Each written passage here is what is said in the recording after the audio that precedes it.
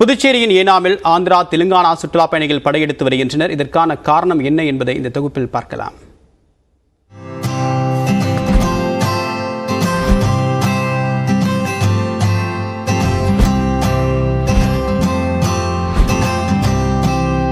புதுச்சேரியின் ஏனாமில் கடற்கரை தீவுகளின் ரம்மியமான காட்சிகளே இவை. அலையாத்தி காடுகளால் நிறைந்த ஏனாம் பிராந்தியம் ஆந்திர மாநிலம் காக்கிநாடா அருகே கோதாவரி ஆற்றங்கரையில் உள்ளது.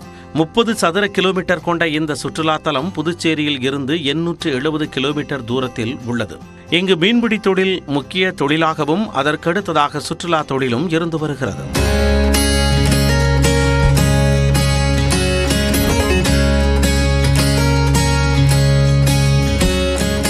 நீண்ட கடற்கரை சாலை, மாங்க்ரோவ் காடுகள், கடல் மற்றும் ஆற்றுப்படுகையில் படகு சவாரி, கடற்கரை தீவுகள் ஆகியவை சுற்றுலா பயணிகளை கவர்ந்து இழுக்கின்றன. ஏனாமில் இயற்கையாகவே 5 தீவுகள் உள்ளன. இவற்றில் சூரிய உதயமும் சூரிய அஸ்தமனமும் சுற்றுலா பயணிகளின் கண்களுக்கு விருந்து படைக்கும். இந்த தீவுகளில் பிறந்தநாள் கொண்டாட்டம், தனியார் நிறுவன விழாக்கள், குழு சந்திப்புகள், இரவு கேம்ப் ஃபயர், மாங்க்ரோவ் காடுகளில் படகு சவாரி, கடல் உணவு உபசரிப்பு என சுற்றுலா திட்டங்கள் செயல்படுத்தப்பட்டு வருகின்றன. இது மொத்தம் 5 ஐலாண்டு இருக்குது ஏனம்ல. இது பாண்டிச்சேரி பிராந்திய பரிபாலனை சம்மந்தப்பட்ட ஏரியா. இது 5 ஐலாண்டில் இது ஐலாண்ட் நம்பர் 3. இது டூரிஸ்ட் போகக்கூடிய ஐலாண்டு ஒரு 3 ஐலாண்டு இருக்குது. அதில் 3 ஐலாண்டு கூட மேங்க்ரோவ் காடுகளான ஐலாண்டு. இது இங்கே நிறைய இப்போ புதுசாக போட்டிங்லாம் ஸ்டார்ட் பண்ணியிருக்கிறோம். இங்கே நிறையா தெலுங்கானா, ஆந்திரா இந்த மாதிரி ஏரியாவில் நிறையா டூரிஸ்ட் நிறையா வர ஆரம்பிச்சிட்டாங்க.